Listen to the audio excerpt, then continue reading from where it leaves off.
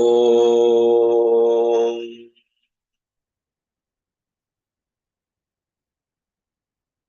Om.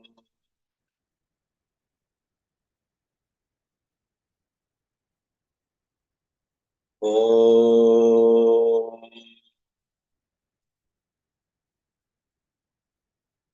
Om Namo Bhagavate Vasudevaya. Om Namah Shivaya.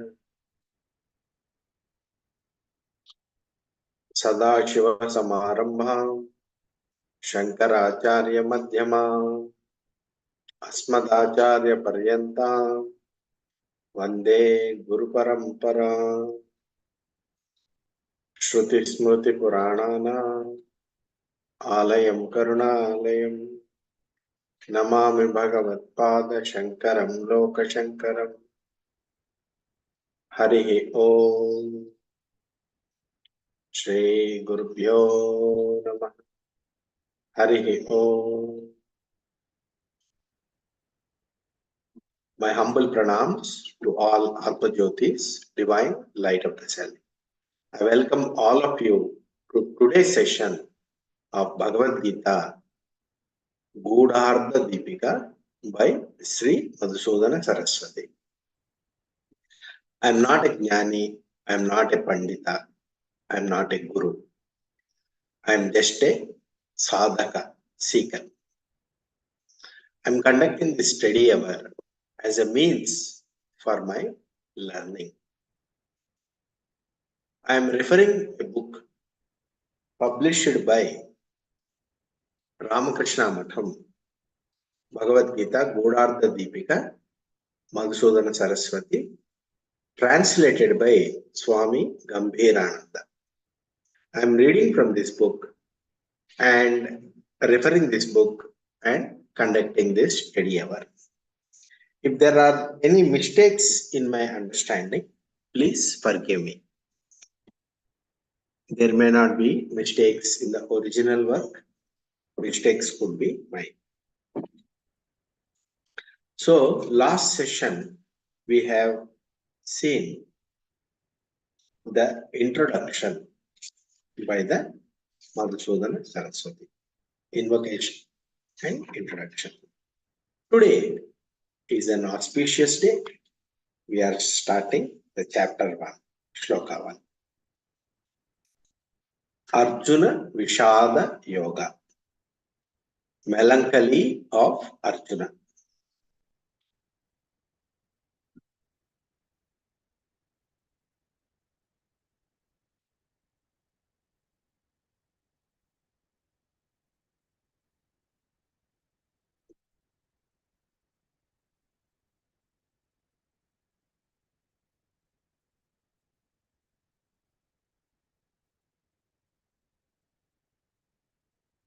What is the highest Purushartha that he is saying? Two. So it was concluded in the last session. The highest Purushartha is this scripture, esteemed scripture Bhagavad Gita, is for the enlightening a person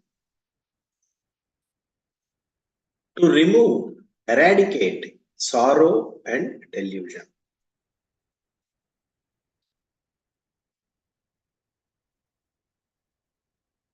So, for that, Sri Krishna in chapter number 2, shloka number 11, has said, you grieve for those who are not to be grieved for.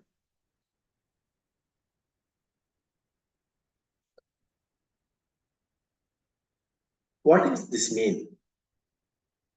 We people have suffering because of attachment to people, wealth, and properties. So if you see, you grieve for those who should not be grieved for, can be understood as our misplaced attachment is the cause for suffering. Okay? And also,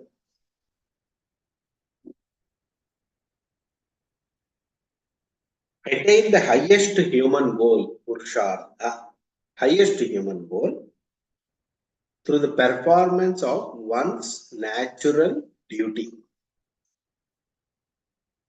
Swadharma. This instruction is for all in general.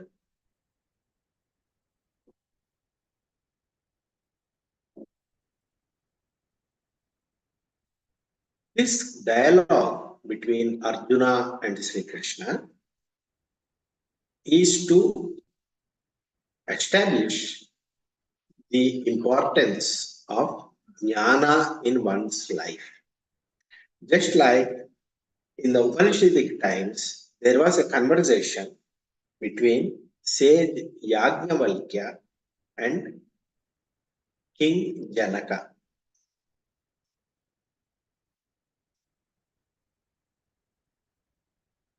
Similarly, this dialogue between Krishna and Arjuna is also a dialogue which establishes the Jnana Yoga.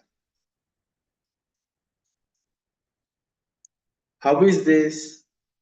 Arjuna was a Kshatriya, he is a noble person, warrior class. He is well read, he knows all the Dharma Shastras, but at the time, beginning of the battle,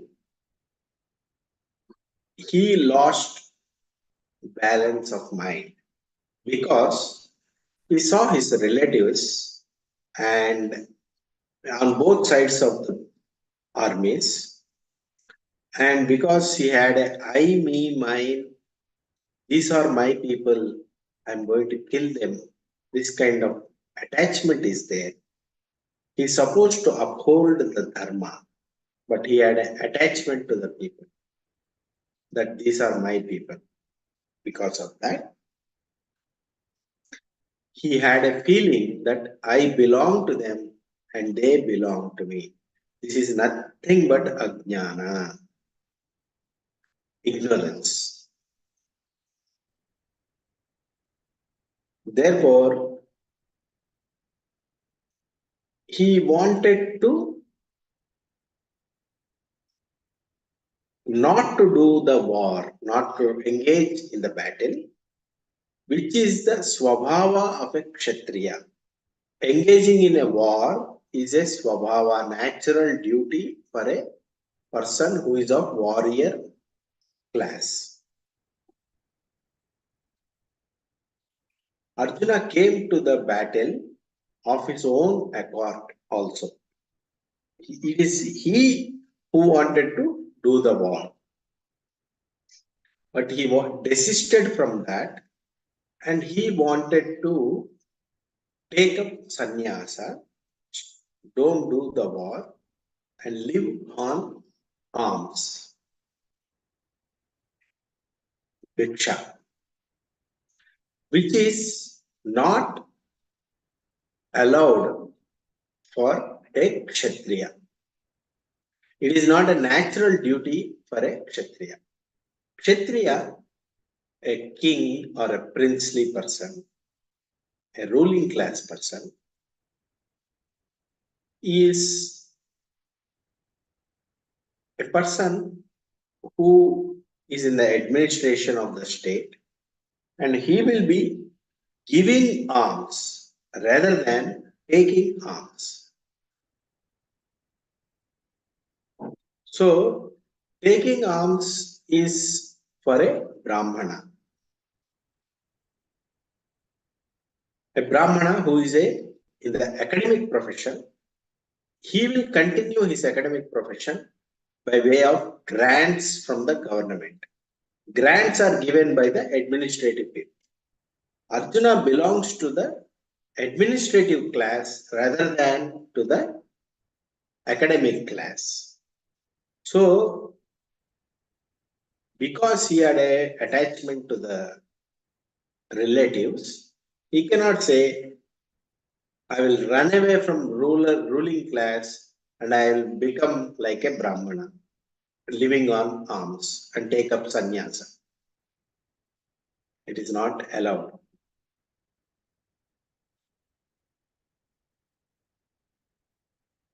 This attachment, I belong to these people and they belong to me,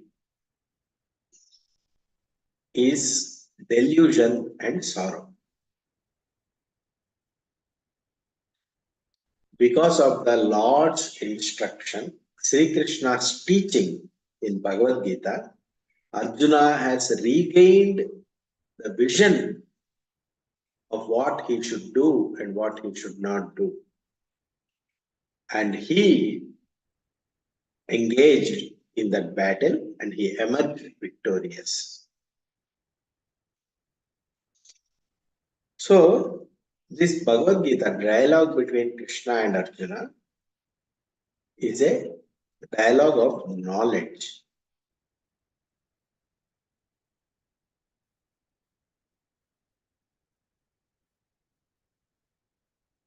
And anybody who has this confusion about what is the right knowledge is eligible for studying this scripture.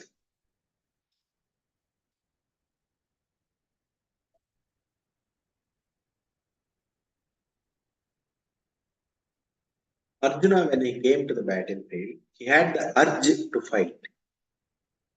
He wanted to win the kingdom. But after looking at the relatives, the both sides of the army who are going to be killed as part of the war, he was overcome by delusion. It is not compassion. He was overcome by delusion, attachment, moha, that these are my people and they are going to be get killed. So because of that, he wanted to run away, turn away from the battle.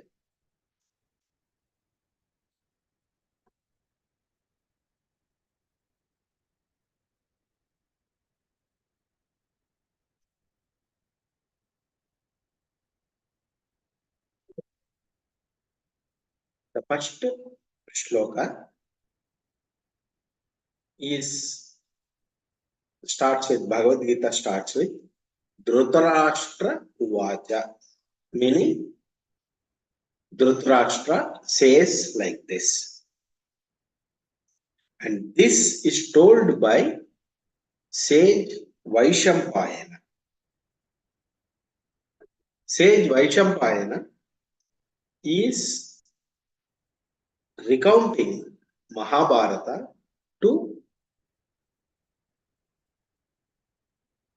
the descendants of Pandavas, telling the story of Pandavas, story of Mahabharata. So Vaishampayana is saying, Dhritarashtra said like this. So Dhritarashtra Uvacha. Dhritarashtra is saying this. First shloka. Dharmakshetre Kurukshetre Samaveta Yutsavaha Mamakaha Pandavashchaiva Kimakurvata Sanjaya.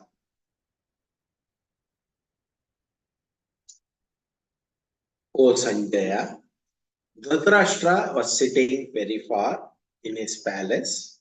He is a blind person. He cannot see what is happening in the battlefield. Dhritarashtra is the king. His sons are Duryodhana and Kauravas. His brother's sons are Pandavas. So it's a war between cousins for the kingdom. So Dhritarashtra is worried. What happens to my children? He's blind not only physically, he's emotionally also he's blind. Being a king, he has to deliver justice. He has to be impartial towards his sons and sons of his brother Pandu. But instead of being impartial, he is very partial and he favored his own sons over giving justice to others. Even though his own sons were wicked, he kept on supporting them and propping them up. And that led to the great Mahabharata war. And this is the starting. Before that, the sloka. So what Dhritarashtra is saying, Dhritarashtra had an aide called Sanjaya. Sanjaya is able to have a television. He is able to see Divya Drishti, divine vision, to see what is happening far off in the battlefield. And he is giving a running commentary to Dhritarashtra.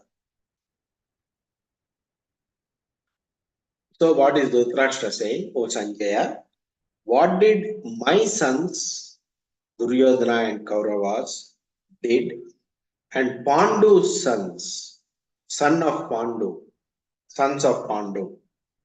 what did they do when, eager for battle, they want to fight, they assembled on the sacred land of Kurukshetra.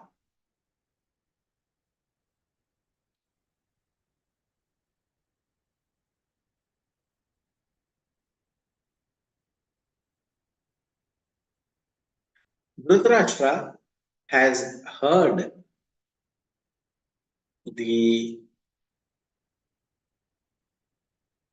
about the great warriors of the sons of Pandu were great warriors. Arjuna and Bhima are unmatched in a battlefield.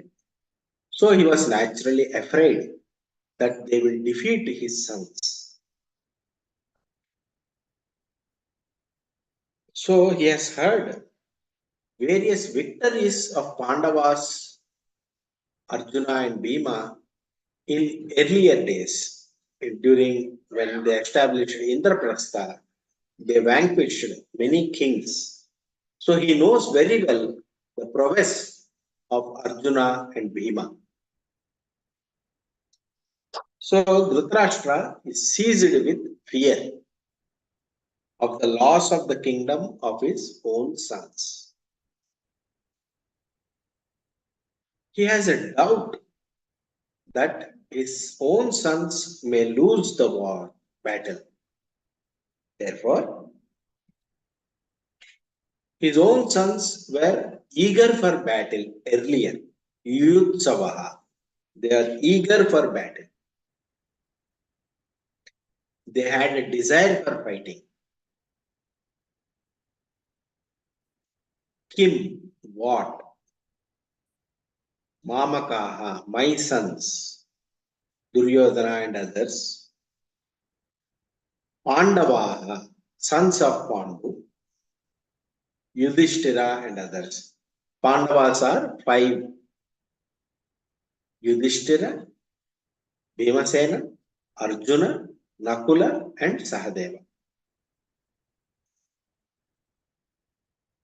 Akurvata, do. What did they do? Samaveta, when they assembled, when the armies are arrayed in Kurukshetre, on the holy sacred land of Kurukshetra.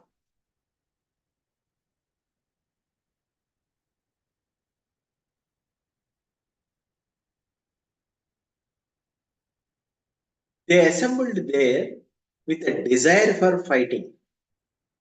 Did they fight with that desire intact, or did they change their mind? They went there for fighting, but because the land is holy land, Kurukshetra, it's a Dharma Kshetra. Because of the holy land, they might have, because of the holiness of that particular land, Kurukshetra, their mind might have changed Their intention might have changed. The holiness, the Holy Land might have changed their mind, and they might have stopped fighting.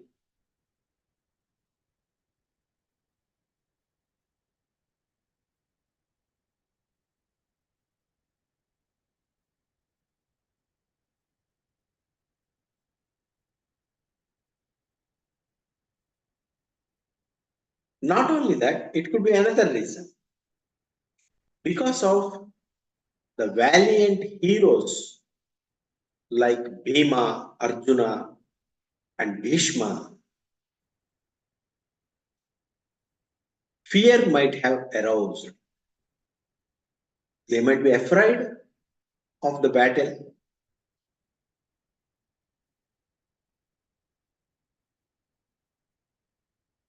This fear is understandable.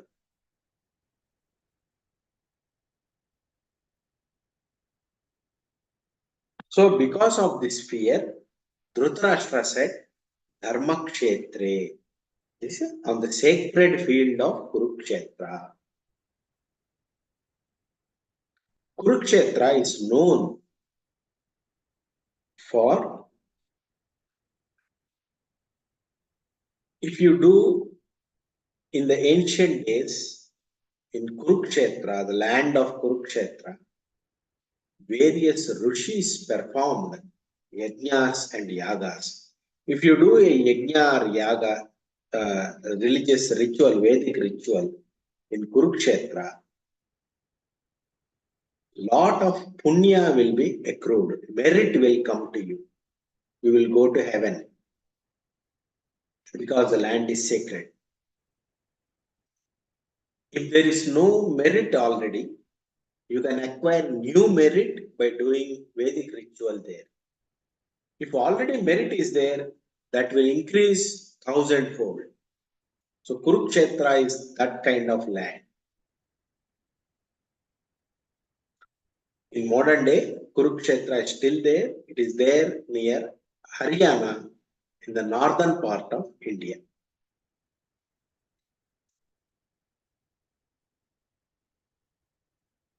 Just like you sow a seed in a field, it grows into 1,000 seeds. A plant will come and 1,000 seeds will come. Similarly, if you do a karma in Kurukshetra, one karma will yield many fruits of karma for a person. A lot of punya will be accrued. This is well known in all Shrutis and Smritis. Vedas, holy scriptures talk like this about Kurukshetra. It is also stated in the scripture Jabala Upanishad, in which Bruhaspati is said to say like this to Yagnavalkya. That which is known as Kurukshetra is a place of sacrifices, yajnas, to the gods by people of divine disposition. And it is an abode of Brahman, place of liberation to all creatures. Also, it is known in the scripture Shatapada Brahmana. Kurukshetra is indeed a place of sacrifices to the gods. So it is well known that Kurukshetra is a holy place. So Pandavas and Kauravas have reached Kurukshetra, the holy land, where they are designated to fight. Pandavas were virtuous, righteous, dharmic people from the beginning. From their birth, they were of divine disposition. They were good people, righteous people. So, if they reach the Kurukshetra, holy land, Already they are dharmic people and they reach the Holy Land because of the holiness of their inner nature and the holiness of the land. They may get an idea, they may think that by engaging in a war which will kill many people, they will accrue demerit, papa. Out of fear of papa, demerit, sin, they may desist from fighting. Then my sons, Dhritarashtra is thinking like this. Pandavas being dharmic people, righteous people, out of fear of sin of killing people, if they say we will not fight, my sons Duryodhana and Kauravas will naturally gain the kingdom. Otherwise, if on the other hand, my sons who are wicked in nature, if they go to the Holy Land, because of the influence of the Holy Land Kurukshetra, if their minds are turned to goodness and they will say, we will not fight, we will give what is rightfully the portion of kingdom to Pandavas, then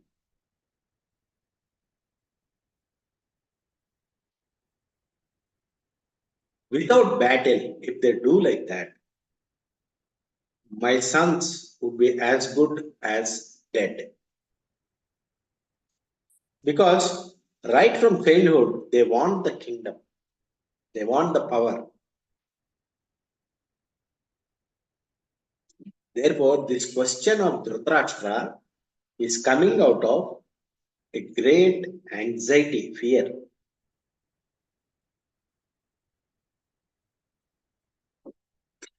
He wants his sons to possess the kingdom and Pandavas to lose the kingdom. And ground reality is Pandavas are superior warriors and they may defeat the Kauravas and possess the kingdom. Because of this fear, he is asking this question. And he said, O Sanjaya. Sanjaya means some. Jaya. Some means fully, completely. Jaya means conquered, victory.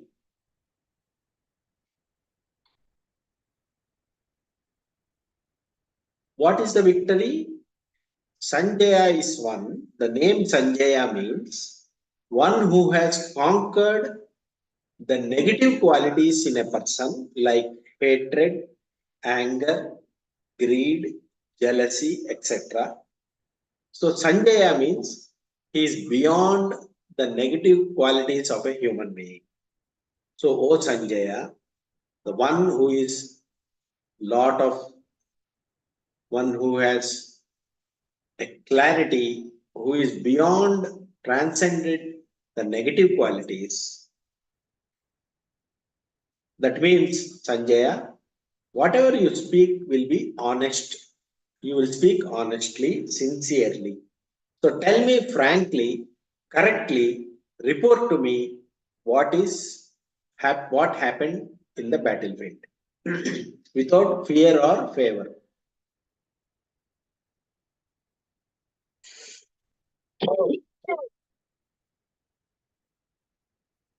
So Dhritarashtra saying, if Dhritarashtra has asked, what did my sons do?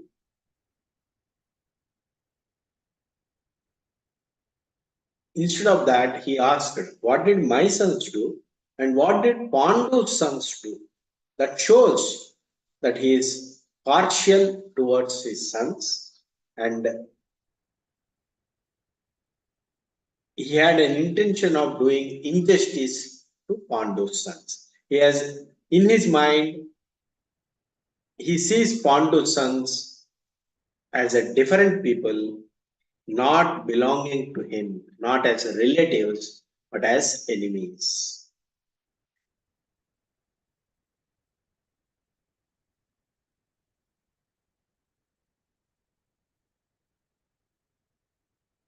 With this, we will conclude today's session.